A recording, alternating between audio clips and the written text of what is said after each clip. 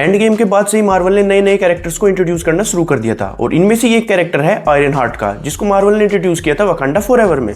इसको तब भी काफी क्रिटिसाइज किया गया था, लेकिन अब इसकी सोलो सीरीज आने के बाद भी लोग इसे खास पसंद नहीं कर रहे। तो आज की इस वीडियो में मैं आपको बताऊंगा why iron heart is hated. मेरा नाम है बादल चौहान और बी बादल की 8th वीडियो में आपका स्वागत है। मेरे अकॉर्डिंग इसके 4 रीजन। विलियम एक चाइल्ड जीनियस है जो बिलोंग करती है शिकागो से, जिसको पहली बार इंट्रोड्यूस किया गया था 2016 की कॉमिक्स में। और एंड गेम में आयरन मैन की डेथ के बाद से ही एमसीयू में एक टेक बेस्ड सुपर हीरो की जगह खाली है। तो मार्वल ने सोचा इसकी जगह को भरना तो पड़ेगा, तो वो लेके आते हैं एक जीनियस गर्ल को जो टोनी स्टार्क को रिप्लेस कर सके। लेकिन ये सब इतना आसान नहीं है। भले ही रीरी विलियम बहुत ज्यादा जीनियस है और उसने अपना आर्मर बिना किसी हेल्प के और टोनी स्टार्क की हेल्प के बनाया है, लेकिन टोनी स्टार्क ने अपना आर्मर तब बनाया था जब वो एक गुफा में था, उसकी चेस्ट में बुलेट के फ्रेगमेंट्स थे और उसकी चेस्ट से एक 10 किलो की बैटरी जुड़ी हुई थी। और एक पॉइंट ये भी है कि मार्वल अब आयरन मैन से बोर सा हो चुका है, इसलिए उसको कुछ ऐसा कैरेक्टर चाहिए था जो आज की जनरेशन यानी जेन जी से रिलेट कर सके। दूसरी तरफ धीरे धीरे मार्वल यंग सुपर हीरो को इसलिए भी लॉन्च कर रहा है क्योंकि उसे फ्यूचर में जाके यंग एवेंजर्स की टीम बनानी है, जिसमें से मिस मार्वल, कैसी लेंग, कैट बिशप और ये डॉक्टर स्ट्रेंज वाली पहले ही लॉन्च हो चुकी है। और रीरी विलियम को भी मार्वल ने यही सोचकर वकांडा फॉरएवर में लॉन्च किया था, लेकिन इसकी ज्यादा बैक स्टोरी पता ना होने के कारण डिज्नी ने इसकी एक सोलो सीरीज भी अनाउंस की थी जो ऑलरेडी रिलीज हो चुकी है और आप में से बहुत सारे लोग उसे देख भी चुके हों। लेकिन इन सब के बावजूद मैं ये सोच भी नहीं सकता कि एक टीनेज लड़की आकर 20 साल की आयरन मैन की लेगेसी को चेंज कर देगी। एमसीयू की पहचान ही टोनी स्टार्क और रॉबर्ट डाउनी जूनियर से बनी हुई है। जिस टाइम मार्वल को पता भी नहीं था कि एक सिनेमैटिक यूनिवर्स भी बन सकता है, उस टाइम आयरन मैन ही एमसीयू के लिए सबसे पहले ऑडियंस को थिएटर में लेके आया था। इसी वजह से मार्वल में आज 36 मूवीज और 12 वेब सीरीज है जो इसे हॉलीवुड का सबसे सक्सेसफुल सिनेमैटिक यूनिवर्स बनाती है और जिसका जन्मदाता है रॉबर्ट डाउनी जूनियर। ये बात आप और मैं दोनों जानते हैं। एंड गेम में जब से आयरन मैन की डेथ हुई है, हमारे जैसे लोग जो मार्वल को 2008 से लेकर 2019 तक देख रहे थे, उनके लिए वो वैसा नहीं रहा जैसा हुआ करता। पहले हमें वेट रहता था कि हर एवेंजर मूवी में हमें आयरन मैन की अनप्रिडिक्टेबिलिटी, ह्यूमर और विटी नेचर देखने को मिलेगा, लेकिन अब कुछ भी हो मार्वल से वो सब मिसिंग है।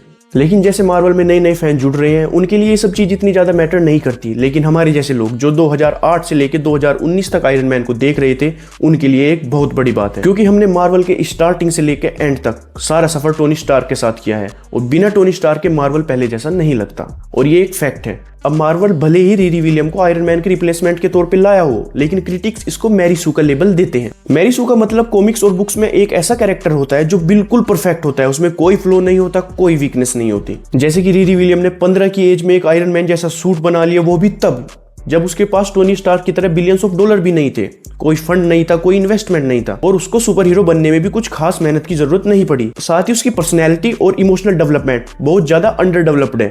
लेकिन दूसरी तरफ है टोनी स्टार्क, उसका स्वैग ही अलग है। वो बंदा कैरिज्मेटिक है, वो इमोशनल भी है और काफी कॉम्प्लेक्स भी, चाहे फिर वो जोक मारना हो या फिर पब्लिक अटेंशन लेना हो या अपनी गिल्ट को किसी जोक के पीछे छिपाना हो, ये सब उसकी पर्सनैलिटी का पार्ट है, जिसकी वजह से हम उसे फ्लोड जीनियस का टैग भी दे सकते हैं। और टोनी के फ्लो छोटे मोटे नहीं है, वो प्ले बॉय है, ईगोसिस्ट है, नार्सिसिस्ट है और एक टाइम पर तो बहुत ज्यादा एल्कोहलिक भी था।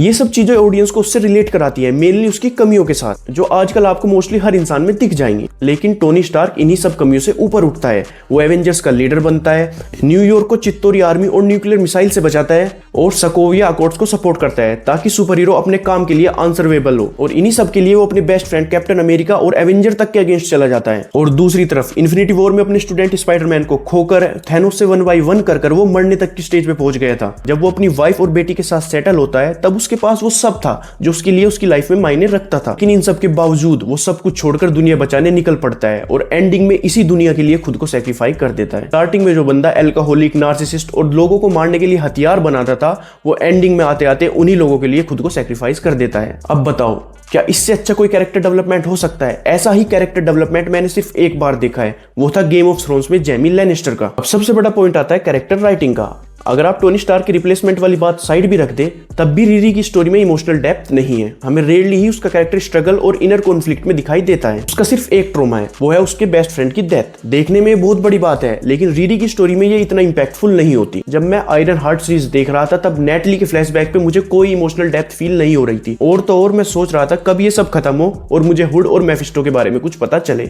और मैंने कहीं ये सुना था कि आप किसी कैरेक्टर के साथ तब तक रिलेट नहीं कर सकते जब तक आपको ये ना पता हो कि उसको इमोशनली क्या मोटिवेट कर रहा है। और रीरी में इसी चीज की कमी है। सभी आर्गुमेंट देते हैं कि रीरी विलियम जीनियस है, उसने अपना आयरन मैन का सूट बहुत ही कम एज में बना लिया था, लेकिन मुझे ये सब कुछ शॉर्टकट लगता है क्योंकि इस बंदी के सामने कोई टेक्निकल प्रॉब्लम आती ही नहीं। चलो मान लो कि इसने पहला आर्मर MIT की रिसर्च लैब में रहते हुए या फिर अपने गैरेज में बनाया था और बाद में इसे सूरी से भी हेल्प मिली, लेकिन बंदी ने दूसरा आर्मर अपने घर में बुला लिया, वो भी अपनी माँ और पड़ोस के लोगों के साथ, जहां पर उसे अपने नए आर्मर के सारे पार्ट भी मिल गए, न्यू डिजाइन भी मिल गया और तो और उसने उसके साथ मैजिक भी इंफ्यूज कर दिया। और ये सब हुआ वो भी सिर्फ कुछ दिनों में, वो भी एक सिंगल अटेम्प्ट में। और टोनी के पास बिलियंस ऑफ डॉलर होते हुए और एक खुद की लैब होते हुए भी दूसरी बार आर्मर बनाने में महीनों लग गए थे उसकी ट्राइड और टेस्टिंग में, जिसमें उसने बार बार अपने आर्मर के ट्रायल्स लिए और उसमें वो फेल भी हुआ। लेकिन नहीं, अपनी रीरी के पास तो सकला की बुम बुम की पेंसिल है कि जैसा वो बनाएगी ऐसा बन जाएगा और रिसर्च वगैरह कुछ नहीं होता। देखो, अब ये मेरा थोड़ा कंट्रोवर्शियल स्टैंड है, तो कमेंट में ज्यादा प्यार नहीं देना। तो अभी मार्वल और पूरा हॉलीवुड एक ट्रिक को यूज कर रहा है जिससे वो अपनी यंग जनरेशन या फिर जेन जी को अपनी ऑडियंस बना सके, जहां पर हम मार्वल को देख रहे हैं कि वो माइनॉरिटी ग्रुप्स और डिफरेंट रेस के लोगों को अपने प्रोजेक्ट में इंक्लूड कर रहे हैं, और करना भी चाहिए। इससे उन लोगों को प्लेटफॉर्म मिलता है जो अब तक ओप्रेस थे या फिर उन्हें सिनेमा में वो इज्जत नहीं मिल रही थी जिसके वो हकदार है। लेकिन प्रॉब्लम ये है कि इसका मिसयूज हो रहा है, हर जगह हर कैरेक्टर में इस चीज को घुसाया जा रहा है, वो भी जबरदस्ती। और इसका सबसे बड़ा एग्जांपल ये है कि कैप्टन अमेरिका के बुढ़े होने के बाद बकी बॉन्स को कैप्टन अमेरिका नहीं बनाया गया, उसकी जगह सैम विल्सन को बनाया गया, जिसको लेकर फैंस आज तक बड़े नाराज है और उस सैम विल्सन को कैप्टन अमेरिका की तरह देखते ही नहीं। और ये बात हमें न्यू कैप्टन अमेरिका मूवी के बॉक्स ऑफिस कलेक्शन में भी देखने को मिलती है। ऐसा ही अब ये आयरन मैन के कैरेक्टर के साथ कर रहे हैं, जहां पर हम पिछले 10 साल से सोच रहे थे कि ये बच्चा आयरन मैन की जगह लेगा,